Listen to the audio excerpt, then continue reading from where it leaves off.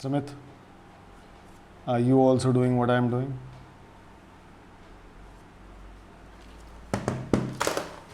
Good afternoon and welcome to Happiness Per KM. Touring season has started and this, what both of us do, we do a lot of. Lots of people keep asking us which gear do we use, how did we get it, and frankly, what is our point of view. So what we are going to be discussing with you today is the gear that we use. This is in no means a recommendation on a specific brand or type. We are just sharing what we use. Sumit. So guys, in this video, we are going to talk about different types of helmets as per the motorcycle and as per the usage, whether it is for touring or for city. Okay, let's start. So Sumit, you've seen this helmet Yes. many times. This is a Bell SRT. I've used this helmet for over 20,000 kilometers. This weighs in at 1550 grams, but it's very roomy because I tend to get claustrophobic. So this has a lot of room and this has a very wide field of vision. And here I've put the GoPro mount, so this is mine. Tell me about this helmet. This is a motocross helmet, essentially used for your trail riding and for off-roading. The reason being the peak. The peak is too long. Why? Because the debris or the pebbles which come up in a vortex from your rear wheel, it protects your eyes from that. Can I tour in this?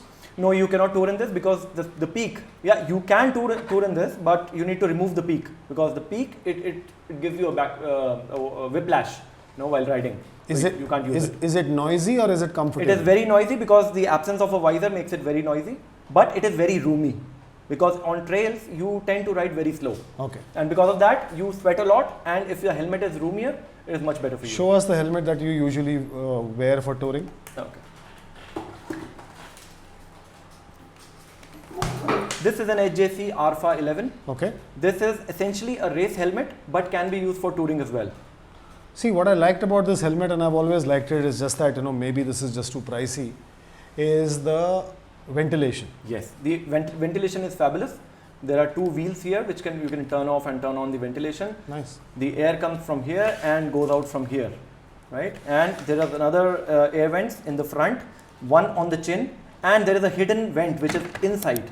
You need to open it. Then it is completely free flow. It is almost as good as an MX helmet then. And also it is very less noisy, in comparison to other helmets. The reason this is expensive is because it helps you withstand a lot of wind blast, right? So this is mine. You seem to have a lot of them. No, Next. I just have one. Next. But I have more. All right. Now, this is a flip-up helmet. Also called modular, I think. Also called modular. The good part is you can have water whenever you want it. So with the modular helmet, you don't have to take the full thing off and you can just... Yes, but it comes with a price, not the monetary price. It is heavy. All the modular helmets are very heavy. So in case you have a neck problem or you have spondylitis issues, you should not use this helmet because it puts a lot of weight on your head. Because this is approximately 1,750 grams. That's quite heavy. And the Arfa that we spoke about, it's just 1,300 grams. Does this have a sun visor? Of course, it does have a sun visor. See? Okay, that's convenient. It has got Bluetooth pockets as well. So easy for your comms. You can see the mic here. Yeah, big mic. Yeah, it's quite easy. Okay. Close position. Okay. So next we talk about the qualifier. Qualifier, yeah. This is the Bell qualifier. So this is the helmet that Shreyansh recently picked up. Yeah. I think it's a extremely, value for money kind of helmet. Yeah, it's a great entry level premium helmet. So this is again, guys, this is again a Bell helmet, a Bell qualifier. This is for, if I remember correctly, about 9,000 rupees. It has vents. It's, a great looking helmet. Now, just to give you a, sense of perspective, then this is what Shankar uses, called the Gringo helmet. Now this is the Gringo S. Now tell me something, Sumit. Yeah. Firstly, just open it. The trick, all vintage, all classic things are a bit complicated. Yes. Are they? But Shankar thinks otherwise. But now tell me, at first glance, I don't see any vents. Yeah, there are no vents in this helmet. So which season could I use this in? Okay, good question. See, this is essentially a fashion helmet, I would say. Oh. Of course, it does protect you. It is DOT compliant, but it is a fashion helmet. You can't think of touring in it. You can at max do city rides, but in winters you need to wear a balaclava beneath it. So, okay, now I'm just Yeah. innovating. Yeah. So Sumit, before we confuse people, Okay. you pick one and I pick one. And eventually we have to vote for the best touring helmet that we have. All right. So which one are you going to vote for? Only keep that on the table, rest take them off. Okay. You want your I vote for the one which you just snatched from me. here, the Arfa. Yeah. Please take this off. And so now literally this is head to head. So now sell this helmet to me. You have 2 sentences or 30 seconds. Okay. It is less noisier. It Okay. has got better ventilation. It comes with 2 visors. All right. That's a very good value addition. Okay. Plus, it has got an anti-fog insert as well, which comes with the helmet. And this is for how much? This is for, I bought it from America. I got it for 31,000 rupees. But in India, I mean, they have got different prices on different colors. Starts at about 28,000 rupees in India, the basic one. If you buy this color in this, it is for 28,000. Okay. But if you go for graphics and all, it's expensive. Okay. So now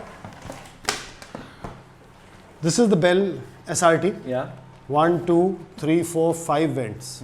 And you can of course, shut and close them. Yeah. Wide field of vision. And being a Bell, this has, super comfortable. This does not have a D-ring, it has a clasp, which some people, Right, will that's get debatable. get Some used people to. like it, some people hate it. Now, what I love about this helmet is it's roomy. Yeah. This is not pretending to be race spec. Yeah. This is an out and out touring helmet. Yeah.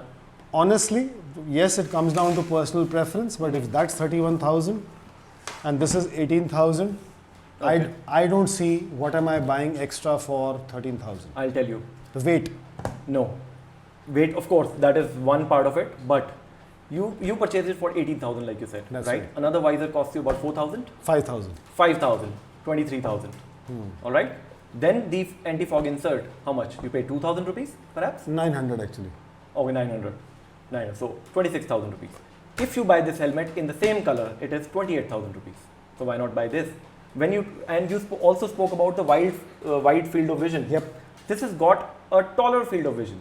The Arfas are known for it. If you see, Got it. this is bigger than that. Now, honestly tell me, see, 20 to 30,000 rupees is a lot of money. Of course it is. And I don't think everyone would want to put down that much money. Correct? Now, out of the other helmets that we brought up, do we have a winner in what we could call maybe in the affordable range? Yes, we do have. Which one? This is the Bell Qualifier. We agree on this? Yes, it is the safest. Why? Why do you say that? It is DOT compliant. Okay. Though we follow ISI in our country, but of course we look up to DOT somewhere or the other. See, okay, just so that we share this a little bit. So, guys, this is important to understand. In the last 1 year, between the two of us, we've done maybe 40 to 45,000 kilometers of touring on all surfaces. Now, Sumit knows this better than me, so I'm going to hand this over to him. There is a difference between what they call shell. We are not going to. This is not a technical video, so we're not going to get into a full techniques. But understand weight, fiberglass, and whatever else he's going to tell you, because it's important from a comfort point of view. Okay, like I earlier said, this is an entry-level premium helmet. Price-wise, of course, it is expensive than the studs and the Steelbirds and Vega, but it gives you great safety. Now, if I talk about safety levels of this and a top-of-the-line Arfa or this Bell, it's almost similar. There's nothing you can say that I'm wearing this and if I meet with an accident, I'm going to die in this and not going to die in this. No, it is a pretty safe helmet. Costs you about 9,000 rupees. And in case you have bought a motorcycle which is powerful, which does about 140, 150, then you must invest in a good helmet. When I say a good helmet, then of course the helmet is Bell. Because similar brands, if you talk about AJC, They've also got few helmets in this price category, but they are heavier. This is the lightest in that. Now, since you've been riding for over 15 years, Mhm. if we just leave the brand names aside for a second, Yeah. if we leave features aside for a second, and we need to agree on this, Mm. which is the one feature which is the most critical for a person who rides long? And I'm assuming safety to some extent, because these are internationally Of renowned course. brands. That's basic. They are DOT compliant or SNEL or ISI, whatever Yeah. be the case. What is the one feature which is a make or break for you as far as helmets is concerned? Weight. It's a very critical factor, because when you are touring, you need to have a lighter helmet, because a heavier helmet, if you have, it will cramp your shoulders. You will slouch and you will take more breaks, and perhaps you may reach your destination 3-4 hours later than what you intended to reach. From a safety point of view, is there a problem or advantage with the D-ring strap versus the ratchet strap? I have a ratchet strap. I've used this for over 20,000 kilometers, no problem. But there seems to be a lot of debate on this. So what is your point of view? Okay. For a person who has just entered motorcycling, okay, a D-ring is a jigsaw puzzle. I would Correct. say. Yeah, we can't figure out. Because I couldn't figure out when I first bought my Bell Vortex 5 years ago. I couldn't figure out how to place, or how to put it. But then ratchet ones, they're quite easy. For new riders, of course, you should go for that. This is a Bell, this is a Bell, this is a Behel, this is HJC. So now, between 9,000, 18,000, 35,000. Okay. If you had to pick one helmet out of these, considering price, safety, Do it all weight, helmet. Kind of a do thing. it all helmet, which one would it be? Again, this one. Okay, I would have picked this one because to me, the ventilation is more in this. I agree, but you need to consider the price also. For a new rider, price is the biggest thing, because he has already spent So on a true. motorcycle and he thinks too much about spending on the gear, which Now- should not be the case. So if I understand it, at this price point, at about 9,000 to 10,000 rupees, there are other options available as well? Of course, or JC has got few options. SMK, MT? SMK, MT. MT is a fabulous brand also, but it's heavier. If you compare with the Bell, it's heavy. Got it. It's about 3,000 rupees cheaper than this. So which one are you buying next? You seem to I'm have five planning of to them. take my helmet back from you first. You've already taken it. Why do you have 5 helmets? Because I've got 4 different kinds of motorcycles. One is ADV, one is for trails, one is a modern classic. So for faster motorcycles, I use this one because it has got good wind deflection, less noisy. For my modern classics, I have another Built-Well, which is an open face. I use that. Alright guys, this is a 200 rupee hack. Let's call it a hack because not many people do it. These are reflector strips available on Amazon. You can buy these and you must put it on your helmet, because not all helmets, if you see other helmet, this one, This sticker is reflective. sticker is reflective. So this is another way to make yourself visible. Mr. Behel did it. And if you see this helmet, this has got nothing. So guys, why this is important, and this could be a game changer for you. Don't let aesthetics come in the way of safety. While color black is well suited, it's tailor made for nice graphics, please get some reflective element on your helmet. Or adding to that, my next helmet, like you just asked me, what is it going to be? More than what is it going to be, I will tell you what color will it be. It is going to be a white color helmet. Me too. Because I've seen white color helmets, you can see them from a distance. Even if there is no reflective strip, you can see them. Okay. So I think you had an Aero that was white. I still have an Aero. I didn't get it today. It's white with red. So guys, don't So you go. are pretty visible to me whenever we go on a ride. That's the predominant reason I bought it, and plus that one has a sun visor. Okay. And because I wear specs, so it becomes a little tedious. Has it got sleeves also for the specs? Well, this is- not this must be not noted. exactly. It's a great point actually. That's one of the reasons why I bought the Bell SRT. Is this has grooves here. Now I don't know whether the camera can see. This has grooves. My specs goes in easily. All right. So that's an important factor for people who are wearing spectacles. You must buy helmets which have got sleeves, otherwise your temples will hurt. Sumit, you were going to tell me about the fit, but how are we going to speak to each other? We'll talk about it in detail. I have the Cardo here today. Of course. And also, I would like to add in essentials, whenever you are buying a helmet, make sure it has got speaker pockets in it. So that in case you wish to put a Bluetooth into your helmet, it's easier. It doesn't hurt your ears. And we are going to talk about Bluetooth and comms in our next video. I just want to add something here. This is something that I've seen a lot of. I'm not going to criticize anyone, but please, it's not advisable to wear in-ear headphones or earphones, because the reason is very simple. Imagine where my finger is, this is the earphone, this is the helmet. God forbid if you have to fall or something, that earphone can really be catastrophic. Also so which is why what he's talking about Bluetooth speakers. And also, in case you have an earplug in your ears, then you tend to hear less of outer noise. Correct. If somebody is honking at you or somebody is trying to grab your attention, you are unable to hear that person. Sumit, you said this is a track spec helmet. Just want to spend 30 seconds on this. We started the video by saying this, we are doing, we're just reviewing or discussing the gear that we use. Yeah. Our use is mostly for touring, right? Yeah.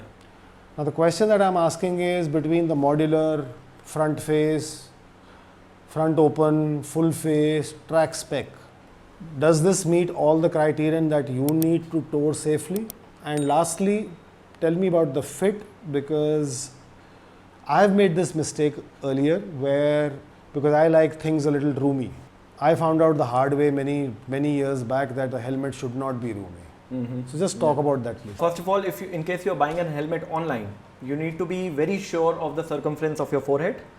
You should measure it with an inch tape or a centimeter tape, and you should check the size chart on the website before purchasing it. And when the helmet comes in, always make sure that the helmet is exchangeable in case you're buying online. And you test it by wearing it. Okay, I'll tell you a few. If you see this helmet, this is large size. I generally wear medium, but I have purchased a large in this because this is a race spec and a snug fit helmet. Got it. Now it is tighter from the cheeks. All right, it's perfect.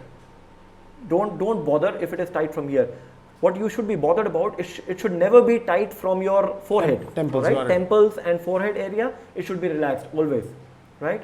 So that is how you should select a helmet. And there's one thing that I do before selecting a helmet. I wear it and I do this.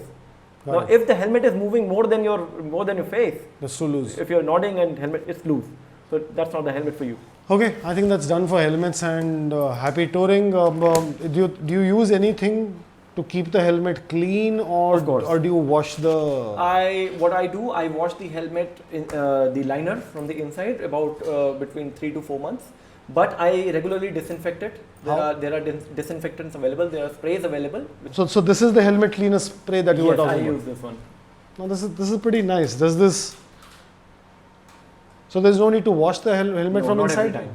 It's a tedious process, So it's better you use this. So great, Sumit, and I can see that you have a lovely looking bike behind you, which we affectionately call the Intercepted. Yeah.